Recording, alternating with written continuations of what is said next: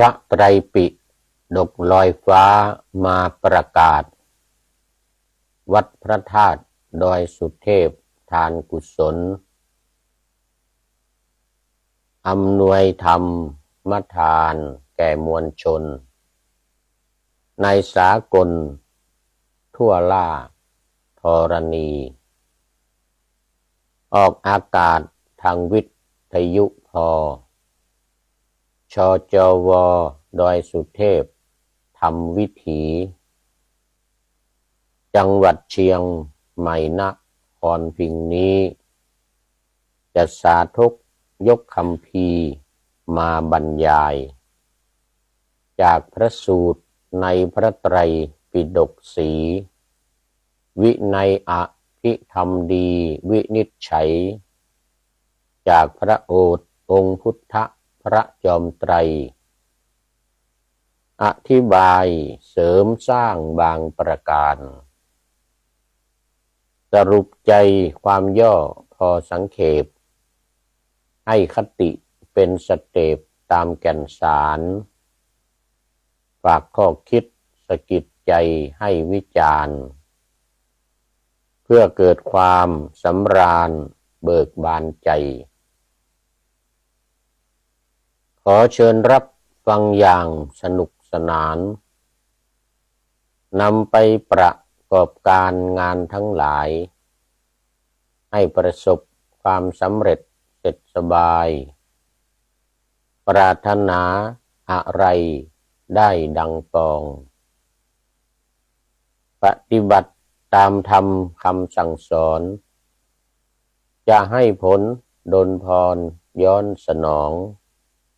ธรรมจักรักษามาคุ้มครองผู้กระทำถูกต้องตามคลองธรรม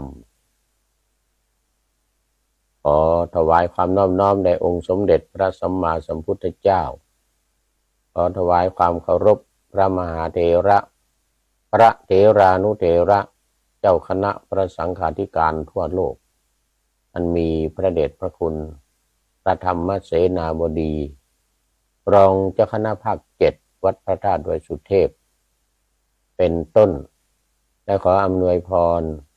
ท่านสาธุชนพุทธบริษัททั้งหลายวันนี้รายการพระไตรปิฎกลอยฟ้า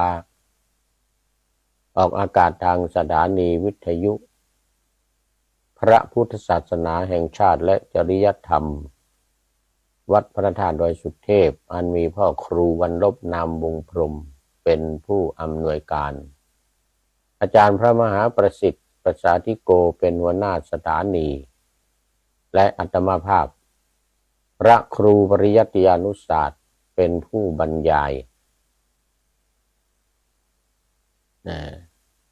ทาง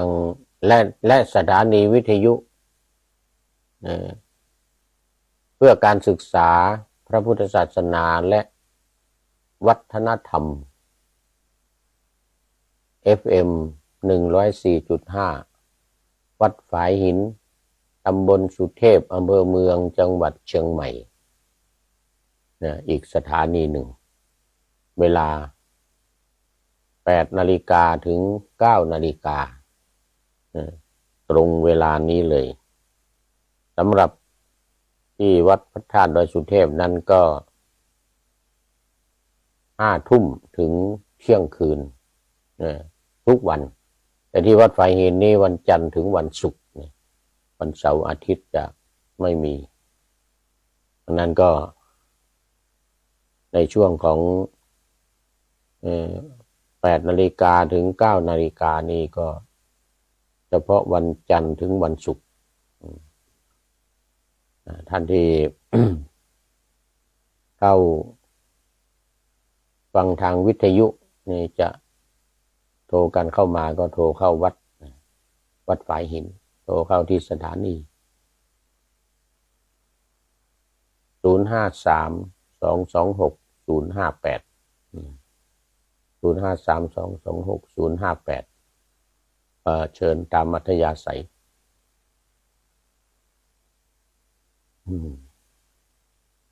สำหรับ ธรรมะในวันนี้นะก็ยังอยู่ในเทวทหวรรควรรคที่ว่าด้วยกรุงเทวทหะซึ่งก็อยู่ในอุปลิปันธาตมัชฌิมนิกายต้องขออภัยเพราะว่าที่นี่เวลาตีหนึ่งนะตีหนึ่งตอนนี้ก็ดึกพอสมควรแต่ต่อไปก็ยิ่งจะดึกอีกเพราะว่าจะเปลี่ยนเวลาวันพรุ่งนี้เป็นต้นไปก็จะเปลี่ยนเป็นเวลาตีสองเปลี่ยนเป็นเวลาตีสองของที่นี่ประเทศไอร์แลนด์นี่ก็จะเป็นเวลา8 โมงเช้าในประเทศไทยก็จะลดลงอีก1 ชั่วโมงทุกๆเดือนมีนาวันที่24สุดท้ายแล้วก็ไปถึงเดือนตุลาคมวันที่24เหมือนกันก็จะเพิ่มเป็นอีก5 ชั่วโมงเหมือนเดิมตอนนี้6 ชั่วโมง6 ชั่วโมงเนี่ย6 เดือนไป7 ชั่วโมงอีก6 เดือนเหมือนกันทุกๆเดือนมีนา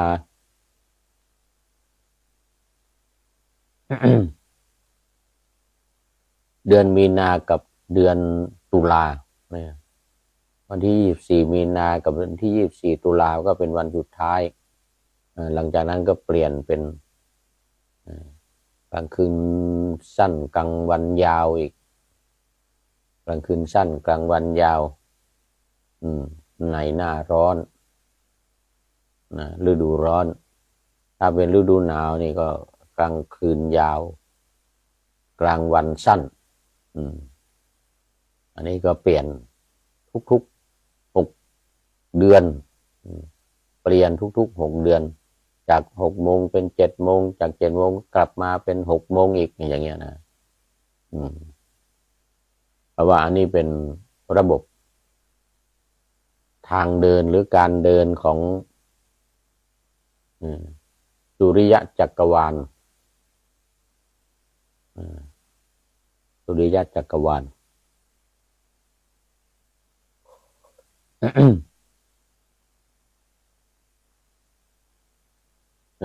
ต่อไปน่าจะต้องจัดแห้งซะแล้วเพราะว่ามันดึกนี่ก็เพิ่งปรับเวลาตามประเทศตามประเทศไอร์แลนด์นี่พอ4 ทุ่มมานี่ก็รู้สึกว่าจะง่วงแล้ว4 ทุ่มมานี่ก็จะง่วงแล้วเพราะฉะนั้นก็อาจจะไม่ได้จัดออกตรงเวลาต่อไปอาจจะไม่ได้จัดออกตรงเวลาเพราะว่ามันเป็นเวลาหลับเวลานอนเอาละตอนนี้ก็เอามาสู่เนื้อหาสาระของพระไตรปิฎกกันเลยเมื่อวานนี้ก็ค้างไว้ในเรื่องของอริยศีลหรืออริยวินัยกันนะอริยศีลหรืออริยวินัยศีลก็คือศีลของพระวินัยก็คือวินัยของพระนี่แหละอันเดียวกันแต่ว่าเรียกในบางทีก็เรียกว่าอริยศีลบางทีก็เรียกอริยวินัยมีทั้งหมด26 ข้อเมื่อวันก่อนก็ว่ามาถึงข้อที่20ข้อที่19ข้อที่19ข้อที่20นี่ละเว้นขาดจากการรับแพะแกะไก่สุกร ช้างโคม้าและลาเมื่อวานมาถึงตรงนี้หมดเวลาพอดีนะหมดเวลาพอดีเพราะนั้นในศีลนะทั่วไปของ227หรือศีล10ศีล8ศีล5อะไรต่างๆนี้ก็จะไม่มีในเรื่องของการงดเว้นขาดจากการรับแพะและไก่สุกรอะไรเนี่ยนะช้างม้าโคและลาด้วยและลาด้วยมาเริ่มต้นวันนี้ข้อที่21อริยศีลข้อที่21ก็คือละเว้นขาดจากการรับเลือกนาไร่สวนเลือกสวนไร่นาก็ได้แล้วก็ที่ดินทั้งหลาย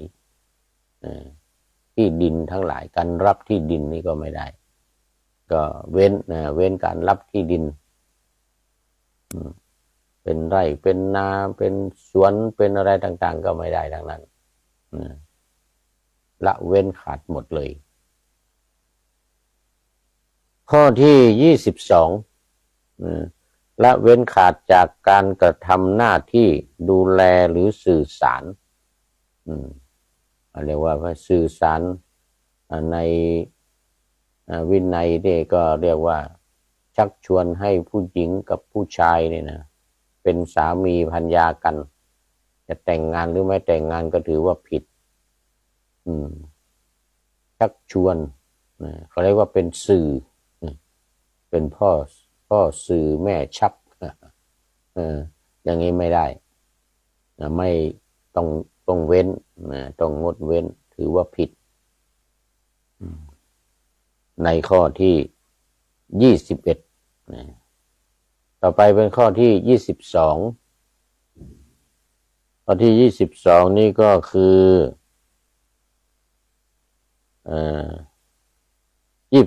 23ละการซื้อขายเว้นเรื่องของการเป็นพ่อค้าขายของนี่ไม่ได้เป็นการซื้อการขายแม้แต่ว่าพระคนที่ถือศีลอาทิศีลหรืออริยศีลเนี่ยนะอริยศีลนี่ก็ต้องเว้นเว้นการซื้อการขายอะไรต่างๆข้อที่24ละเว้นการโกงวันนี้แน่นอนต้องเว้นแน่นอนเรื่องการโกงเนี่ยโกงไม่ว่าจะโกงด้วยตาช่างหรือโกงด้วยวิธีการอะไรต่างๆต้องเว้นเลยนะต่อไปก็เป็นข้อที่25ละเว้นขาดจากการรับสินบนนี่ไม่ได้รับสินบาทขาดสินบนนี่ไม่ได้นะรับสินบาทขาดสินบนการล่อลวงและการตลบตะแลงล่อลวงหรือตลบตะแลงกระลิ้นปิ้นป้อนกระลิ้นปิ้นป้อนปากอย่างใจอย่างอย่างนี้ไม่ได้ถือว่าละเอียดมากในเรื่องของอริยศีลนี่นะหรืออริยวินัยต่อไปข้อสุดท้ายข้อที่26ข้อที่26นี่ก็คือการตัดอวัยวะตัดองคชาตนี่นะ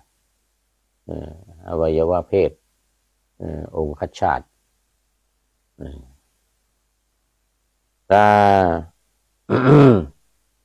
การจองจ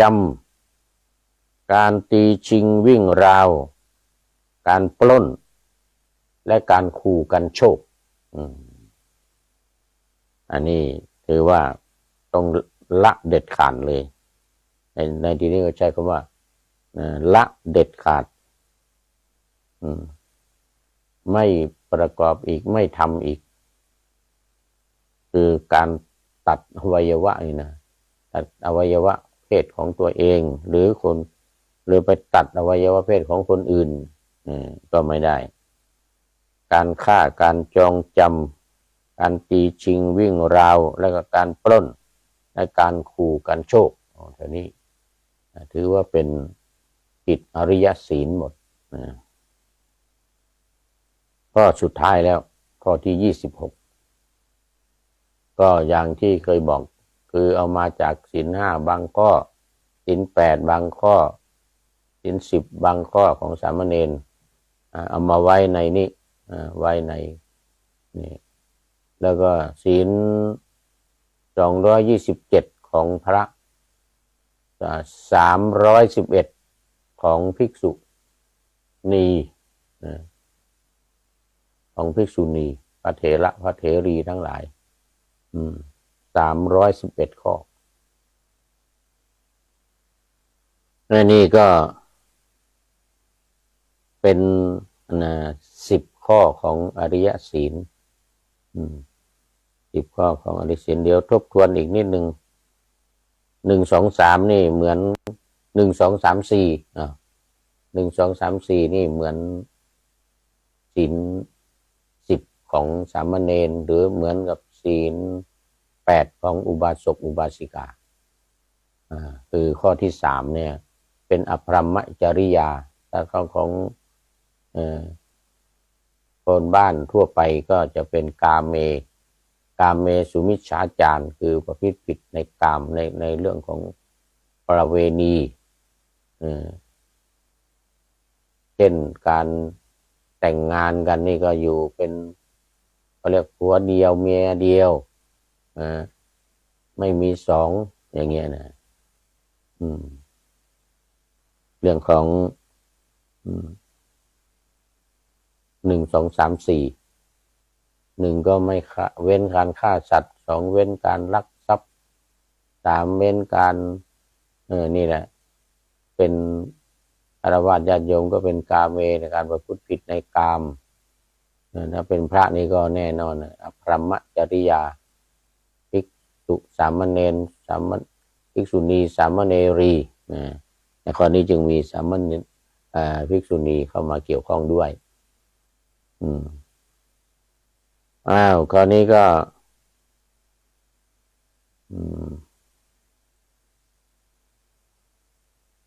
มาดูผลสรุปของการเว้นขาดการเว้นขาดเลยการเว้นภิกษุนั้นนุ่งห่มผ้าบางสุกุลและฉันบิณฑบาตพอดีกับท้องพออิ่มท้องเลยนะพอดีกับท้องพออิ่มท้องจะไปณที่ใดก็ไปได้ทันทีเหมือนนกบินไปในอากาศจะไปแห่งหนตำบลไหนไปได้ทันทีเลยเพราะว่าไม่มีภาระมากติดตัวมากมีภาระติดตัวมากคือจะไปในที่ใดๆก็มีแต่เป็นภาระเป็นภาระเป็นหน้าที่ถือว่าเป็นภาระ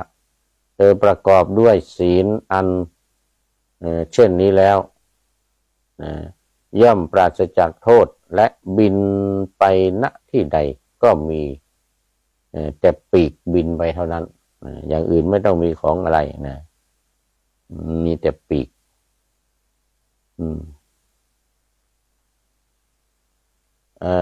เธอประกอบด้วยศีลขันธ์เช่นนี้แล้วย่อมปราศจากโทษอันมีในภายในปราศจากโทษอันมีในภายในทั้งหลายจากนั้นพระผู้มีพระภาคก็ตรัสกับภิกษุนั้นเป็นผู้สำรวมอินทรีย์คือตาหูจมูกลิ้นกายและใจต้องสำรวมอยู่ตลอดเวลาเป็นเหตุไม่ให้บาปและอกุศลธรรมแปดเปื้อนได้ภิกษุนั้นสำรวมในอิริยาบถคือยืนเดินนั่งนอนประกอบด้วยอริยศีล ละขันธ์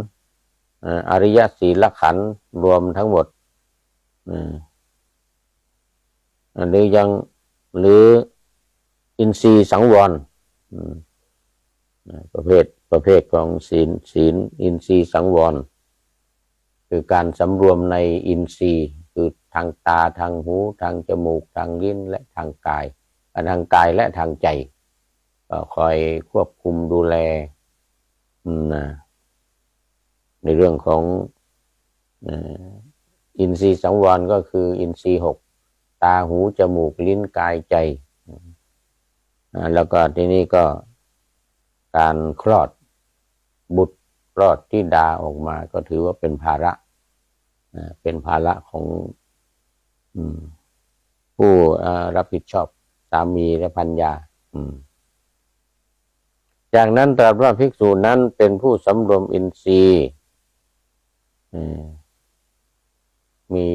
ตาหูจมูกลิ้นกายใจเป็นอินทรีย์สังวร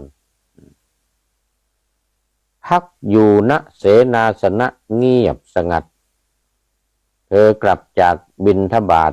ฉันภัตตาหารเสร็จแล้วนั่งขัดสมาธิตั้งกายตรงดำรงสติไว้เฉพาะหน้าดำรงสติไว้เฉพาะหน้าเธอละอภิชฌาคือความเพ่งเล็งอยากได้สิ่งของผู้อื่นความมุ่งร้ายในพยาบาทมีจิตอาฆาตพยาบาทมุ่งประโยชน์เกื้อกูลแก่สรรพสิ่งทั้งหลายมีสติสัมปชัญญะชำระตนให้บริสุทธิ์อยู่ปราศจากถีนมิทะคือความง่วงเหงาหาวนอนความฟุ้งซ่านขออภัยอาจารย์ประเสริฐพีระวงศ์สาธุบอกว่าสาธุครับวันนั้นก็อาจารย์ประเสริฐพีระวงศ์ก็ช่วยรายการพระไตรปิฎกลอยฟ้าในส่วนของอภิธรรมในส่วนของพระอภิธรรมออกอากาศทางวิทยุนี่แหละวัดปลายหินนี่แหละ6 โมงเย็นถึง1 ทุ่มวันจันทร์พฤหัสแล้วก็วันเสาร์วันศุกร์วันพุธวันพฤหัสวันพุธวันพฤหัสนี้แล้วเว้นวันศุกร์ขออภัยเว้นวันศุกร์ก็ไปวันเสาร์เลยวันเสาร์เวลา6 โมงเย็นถึง1 ทุ่มที่สถานีวิทยุวัดฝายหินก็ได้รับความอนุเคราะห์จากอาจารย์ประเสริฐพีระวงศ์ซึ่งเป็นอภิธรรมบัณฑิตเป็นอภิธรรมบัณฑิตนี่ก็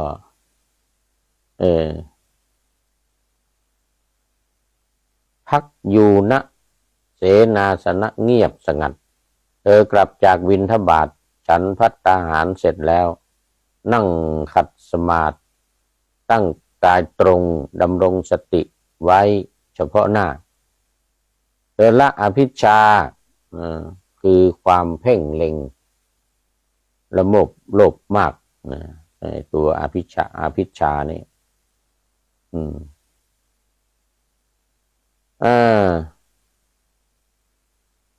มุ่งประโยชน์เกื้อกูลต่อสรรพสัตว์อยู่ละถีนมิทะคือความหดหู่เสื่องซึมเห็นแสงสว่างก็มีสติสัมปชัญญะชำระตนให้บริสุทธิ์อยู่ปราศจากถีนมิทะคือความฟุ้งซ่านของจิตความฟุ้งซ่านละอุทธัจจะกุกุจจะคือความฟุ้งชำระและรำคาญใจฟุ้งซ่านรำคาญใจมีจิตสงบภายในละวิจิกิจฉา คือความลังเลสงสัยไม่มีความสงสัยในกุศลธรรมทั้งหลายอยู่เธอละนิวรณ์ห้าประการที่ทำให้จิตเศร้าหมองบั่นทอนกำลังปัญญาทำให้จิตเศร้าหมองบั่นทอนกำลังปัญญาภิกษุนั้นสงัดจากกามและอกุศลธรรมทั้งหลายแล้วบรรลุปฐมฌานมีวิตกวิจารปิติและสุขอันเกิดจากวิเวกอยู่ภิกษุทั้งหลายความพยายามที่มีผลความเพียรที่มีผลเป็นอย่างนี้แหละความพยายามความเพียรทั้งหลายก็มันจะมาลงอยู่ที่นิหมดลงอยู่ที่นิหมดภิกษุนั้นจากนั้นตรัสถึงผลขั้นต่อไปตามลำดับคือการบรรลุ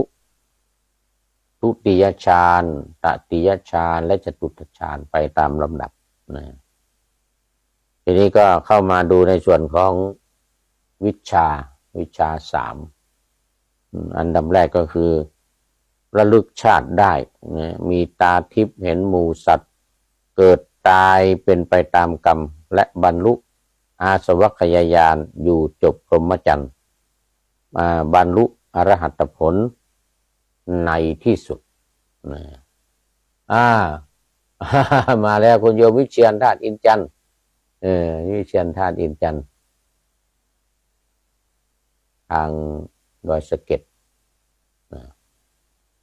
บ้านป่าไผ่บ่อทองบ้านป่าไผ่บ่อทองแล้วนี่ก็เป็น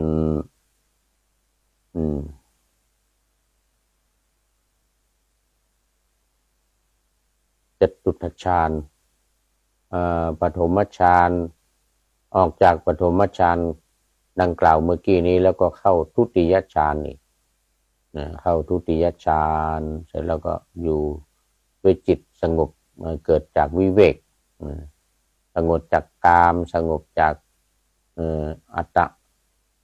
กิลมัฏฐานุโยคทั้งหมดจากนั้นเดี๋ยวปิติสุขเกิดจากวิเวกภิกษุทั้งหลายความพยายามที่มีผลความเพียรที่มีผลเป็นอย่างนี้แลอันนี้ก็เป็นศีลอริยศีลทำให้ประสบความสำเร็จจากนั้นพระพุทธองค์ก็ตรัสว่าตรัสขั้นตอนต่อไปตามลำดับตรัสว่าการบรรลุและแต่ละ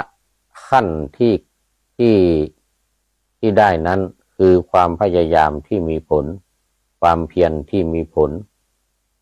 เป็นอย่างนี้แลภิกษุทั้งหลายตถาคตมีวาทะอย่างนี้คำกล่าวเช่นนั้นและคำกล่าวต่อกันมา10 ประการตถาคตผู้มีวาทะอย่างนี้จึงเป็นเหตุให้ได้สรรเสริญถ้าไม่ได้สรรเสริญก็นินทา2 อย่างการบรรลุนั้นคือความพยายามที่มีผลและความเพียรที่มีผลเป็นอย่างนี้ภิกษุทั้งหลายตถาคตมีวาทะอย่างนี้คำกล่าวเช่นนั้นและคำกล่าวต่อกันมา10 ประการตถาคตผู้มีวาทะอย่างนี้จึงเป็นเหตุให้ได้รับการสรรเสริญเป็นเหตุให้ได้รับการสรรเสริญ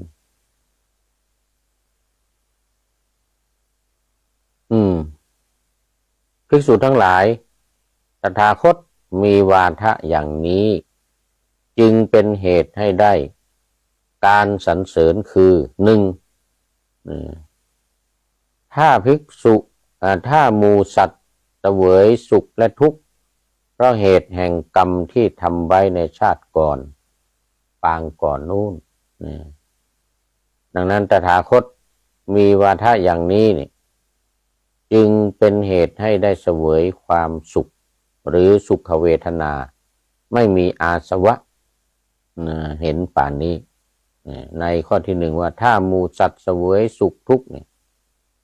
เสวยสุขเสวยทุกข์เพราะเหตุแห่งกรรมที่ทำไว้ในปางก่อนชาติก่อนหรือเรียกว่าเป็นสุขเวทนาที่ไม่มีอาสวะไม่มีอาสวะเข้ามาเจือปนข้อที่สองข้อที่สามถ้าอุบาสกอุบาสิกาหรือหมู่สัตว์เสวยทุกข์และเสวยความสุขในบัดนี้ตถาคตพึง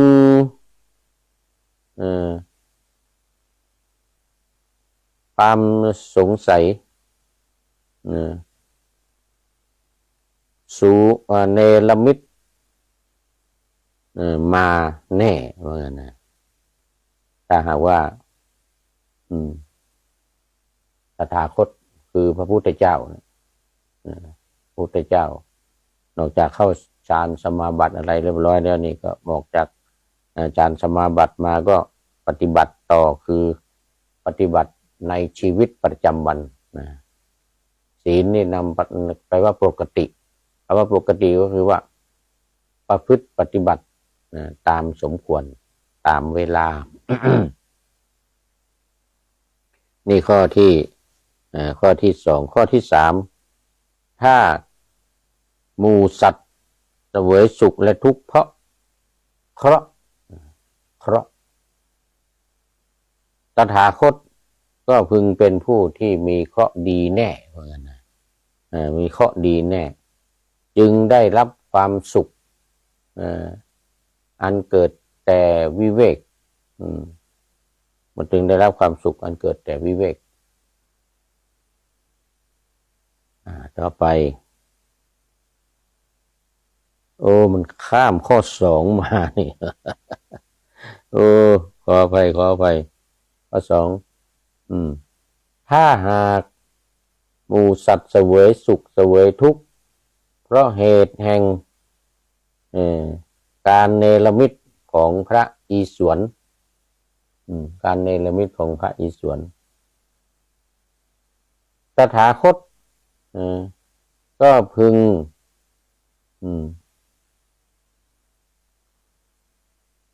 ตถาคตก็พึงเป็นผู้ที่ได้ถูกพระอิศวรชั้นสูงเนรมิตมาเหมือนกันในข้อนี้นี่พระพุทธองค์ตรัสเปรียบเทียบกับหมู่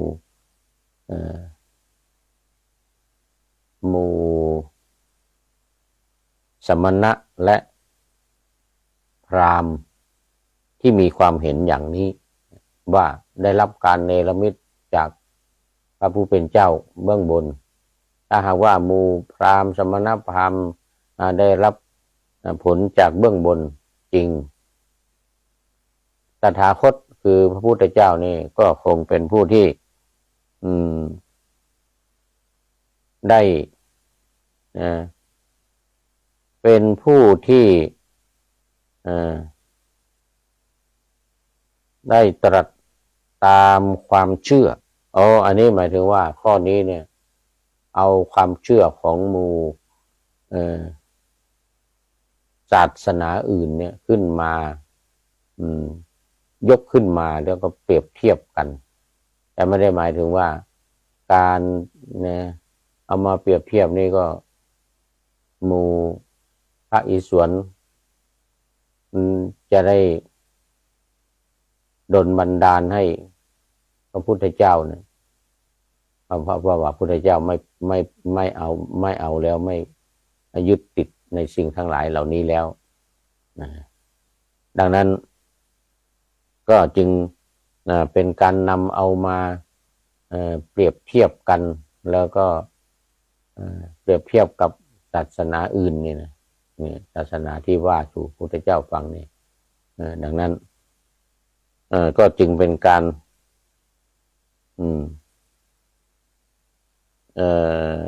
ตรัสสอนของพระพุทธเจ้าก็มีมักจะทรงนำความเชื่อเดิมหรือคำที่ใช้ในลัทธิอื่นมาใช้อธิบายในแง่มุมของพระพุทธศาสนาหรือไม่ก็ตามหลักของพระพุทธศาสนานี่เป็นข้อ2ข้อ3ถ้าหมู่สัตว์ทั้งหลายได้รับความเพราะกรรมได้รับความทุกข์ยากลำบากเพราะว่ามีเคราะห์เพราะว่ามีเคราะห์ได้จึงมารับเคราะห์รับกรรมอย่างนี้ไซตถาคตก็พึงเป็นผู้ที่มีเคราะห์ดีว่างั้นนะมีเคราะห์ดีเป็นแน่จึงทำให้ตถาคตมีความสุขในปัจจุบันปราศจากเวรภัยปราศจากเวรภัยแล้วก็ได้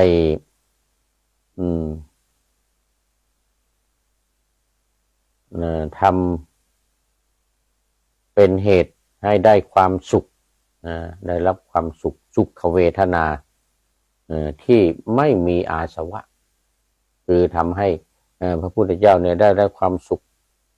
แต่ว่าไม่มีอาสวะไม่มีกิเลสไม่มีความยึดมั่นถือมั่นอะไรเข้ามาประกอบด้วย 4. ถ้าหมู่สัตว์ได้เสวยความสุขหรือความทุกข์เป็นเพราะอภิชาติหรือชาติกำเนิดหรืออย่างศาสนาสมัยนั้นที่ถือตระกูลเป็นหลักถือเขาเรียกว่าสืบทอดกันมาความคนที่เป็นพราหมณ์ก็เกิดมาก็เป็นพราหมณ์แล้วอย่างเงี้ยเกิดมาเนี่ยเพราะว่าอภิชาติคือชาติที่ประเสริฐชาติอย่างยิ่งอันนี้ในข้อที่4ต่อไปข้อที่5ถ้าหมู่สัตว์ได้เสวยความสุขหรือได้เสวยความทุกข์เพราะเหตุแห่งความพยายามในปัจจุบันตถาคตก็จะพึงเป็นผู้ที่มีความภาคเพียรพยายามอย่างยิ่งว่างั้นนะแล้วได้รับความพยายามอย่างยิ่งในบัดนี้ต่อไปข้อที่5ถ้าหากว่าข้อที่6ถ้าหากว่าหมู่สัตว์ได้เสวยสุขและทุกข์เพราะเหตุแห่งการพยายามทำในปัจจุบันเมื่อเป็นเช่นนั้นตถาคตก็คงเป็นผู้ที่มีความพยายามอย่างประเสริฐมีความพยายามอย่างประเสริฐแล้วก็ได้รับผลในภพนี้ในชาตินี้ด้วยในปัจจุบันเนี่ยมาทำในปัจจุบันได้ในปัจจุบันเนี่ยลักษณะนี้6ถ้าหมู่สัตว์ได้เสวยความสุขหรือความทุกข์เพราะการทำกรรมไว้ในปางก่อนเพราะกรรมที่ทำไว้ในปางก่อนตถาคตก็พึงเป็นผู้ที่ได้รับการยกย่องได้รับการสรรเสริญไม่ได้ถูกนินทาไม่ได้ถูกกดดันต่อไปข้อที่6ถ้าหมู่สัตว์ได้เสวยกรรมได้รับความสุข กรรมที่ทำไว้นั้นตามกรรมที่ทำไว้ในปางก่อนแล้วไซตถาคตก็คือพึงเป็นผู้ที่น่าสรรเสริญแล้วก็การสรรเสริญก็ทำให้ตถาคตพึงมีได้รับการสรรเสริญโดยทั่วไปต่อไปข้อ 7ถ้าหากว่าหมู่สัตว์ทั้งหลายได้รับความสุขได้รับความสุขเพราะเหตุแห่งการ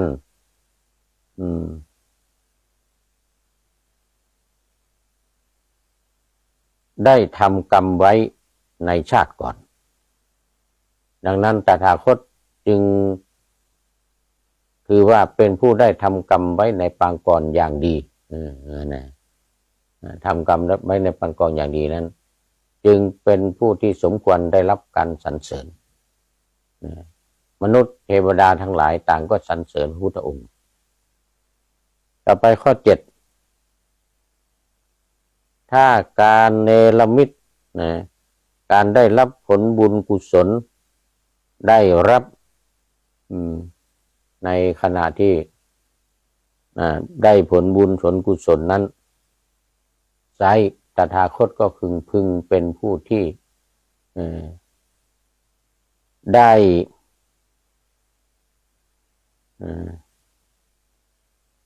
ทำกรรมที่ดีไว้ในภพก่อนชาติก่อนนี่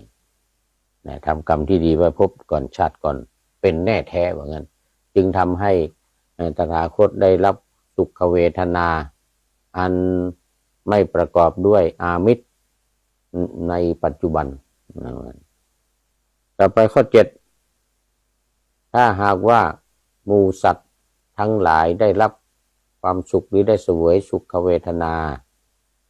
เพราะการเนรมิตของพระอิศวรอันนี้เหมือนกับข้อ 3นะเหมือนกับข้อ 3แต่ว่าเมื่อเป็นเช่นนั้นตถาคตก็พึงเป็นผู้ที่ได้รับการสรรเสริญต่อไปข้อ 8ถ้าหากว่าหมู่สัตว์ทั้งหลายเนี่ยได้เสวยความสุขเพราะได้เสวยความสุขเพราะการเนรมิตขออภัยความทุกข์ทรมานตามเหตุแห่งเคราะห์กรรมแล้วไซตถาคตก็พึงเป็นผู้ที่มีเคราะห์ดีเป็นแน่แท้ต่อไปก็ข้อที่ 9ถ้าหากว่าหมู่ชนได้รับความสุขได้รับความเจริญเพราะเหตุแห่งอภิชาติหรือเพราะเหตุแห่งว่าตนเองเนี่ยได้เกิดมาจากตระกูลสูงตระกูลที่เป็นพราหมณ์ตระกูลที่เป็นสมณะอะไรก็ตามเป็นลูกศิษย์ก็ถือว่านั่นเป็นความพยายามในปัจจุบันภิกษุทั้งหลายตถาคตมีวาทะอย่างนี้มีความเพียรอย่างนี้คำกล่าวที่เล่าต่อกันมาจึงเป็นเหตุให้ได้การสรรเสริญเป็นเหตุให้พระพุทธเจ้าได้รับการสรรเสริญภิกษุทั้งหลายถ้าหากว่าหมู่สัตว์ได้รับความสุขหรือสุขเวทนาเพราะความพยายามในปัจจุบันตถาคตก็พึงเป็นผู้ที่มีความพยายามมากมีความพยายามอย่างสูงเป็นแน่แท้จึงทำให้ตถาคตเนี่ยได้รับความสุขได้เสวยความสุขที่ไม่เจือปนด้วยอามิตรสินค้าสินจ้างอะไรต่างๆอันนี้ก็เป็นข้อที่ 10ภิกษุทั้งหลายตถาคต นะมีวาทะอย่างนี้มีความเพียรอย่างนี้มีคำกล่าวที่เล่าลือต่อกันมาจึงเป็นเหตุให้ได้รับการสรรเสริญได้รับการสรรเสริญนะพระผู้มีพระภาคตรัสอย่างนี้แล้วภิกษุทั้งหลายก็ได้ชื่นชมภาษิตของพระพุทธเจ้าแล้วก็เทวทหสูตรก็จบพอดีนะเทวทหสูตรนี้จบพอดีเลย ก็พูดถึงเรื่องเคราะห์เรื่องกรรมเรื่องการโดนบันดาลของสิ่งศักดิ์สิทธิ์ของผู้ที่มีอำนาจโดนบันดาลให้อันนี้เป็นเรื่องของความที่สมณะและพราหมณ์เหล่าอื่นมีความคิดกันอย่างนั้น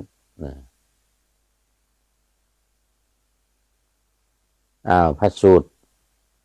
ในเทวทหสูตรหรือสูตรที่ว่าด้วยกรุงเทวทหะซึ่งเป็นฝ่ายพระราชบิดาของพระพุทธเจ้าของพระพุทธเจ้าเอาละตอนนี้มีเวลาเหลืออยู่อีกนิดหน่อยมีเวลาเหลืออยู่อีกนิดหน่อยอันนั้นก็จะได้นำ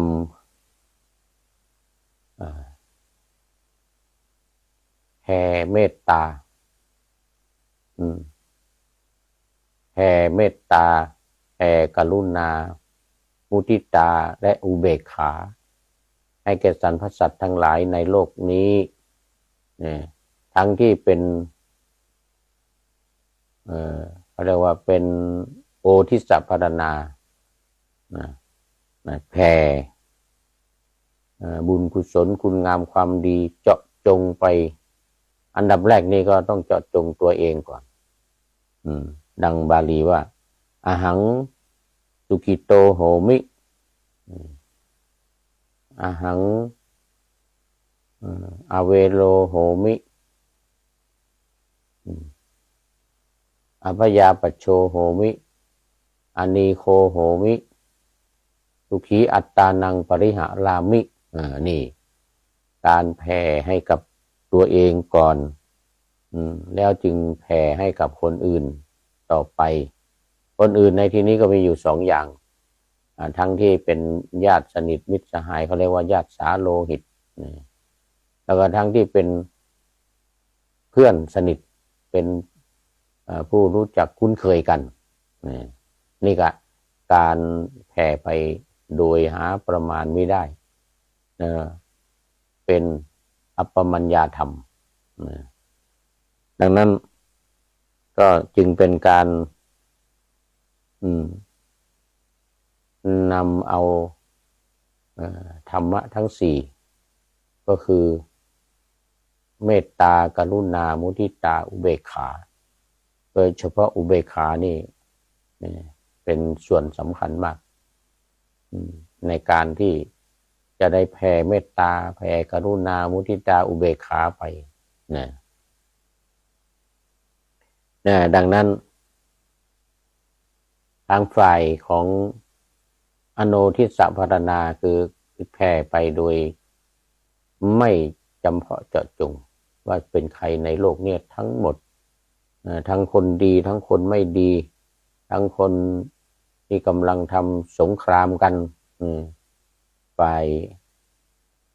สัมพันธมิตรฝ่ายอักษะอะไรต่างๆแผ่ไปโดยไม่มีที่สุดไม่มีหยุดย่อนแผ่ไปในทิศทั้ง10ทิศทั้ง10นี่เหนือตกออกใต้4แล้วก็ทิศน้อยอีก4ทิศเป็น8ทิศ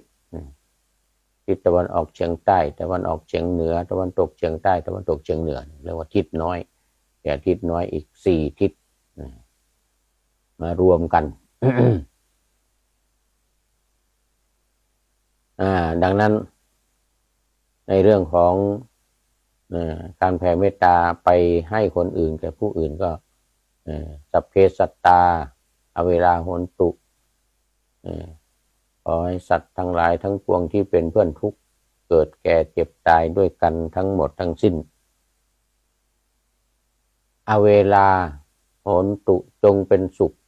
เถิดอย่าได้มีเวรแก่กันและกันเลยอภยาปชาโหนตุจงเป็นสุขเถิดอย่าได้เบียดเบียนซึ่งกันและกันเลยอานีคาโหนตุจงเป็นสุขเถิด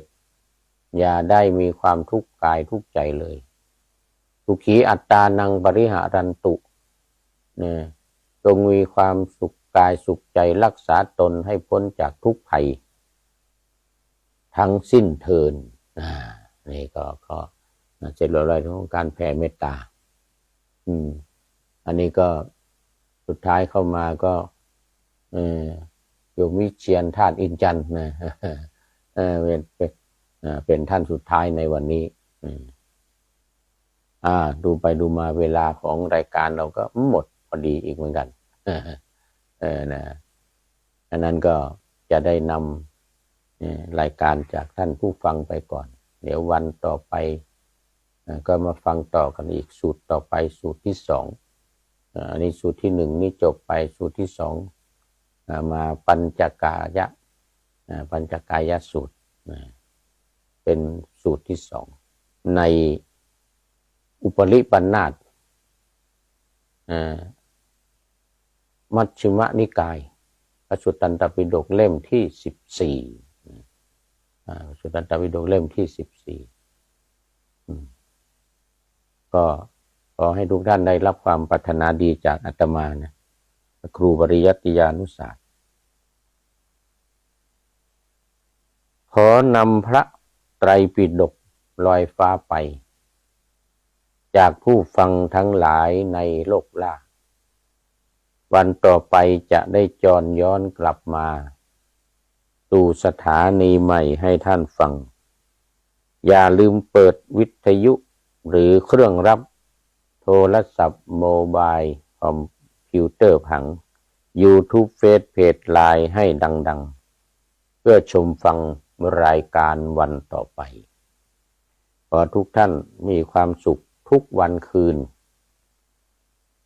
นำธรรมะทุกคืนวันนำธรรมะประกอบการงานทั้งหลายเช่นขยันทำงานทางวาจากายใจขวนขวายกิจการงานนานาบำเพ็ญสาธารณประโยชน์เว้นสิ่งที่มีโทษโหดเยี่ยงสาประกอบแต่กรรมดีมีราคาแสวงหาเงินทองครองใจคนเสียสละพละทรัพย์นับมากน้อยไม่ให้ล้านก็ให้ร้อยไม่ด้อยผลเอื้อคนรวยช่วยคนยากฝากคนจน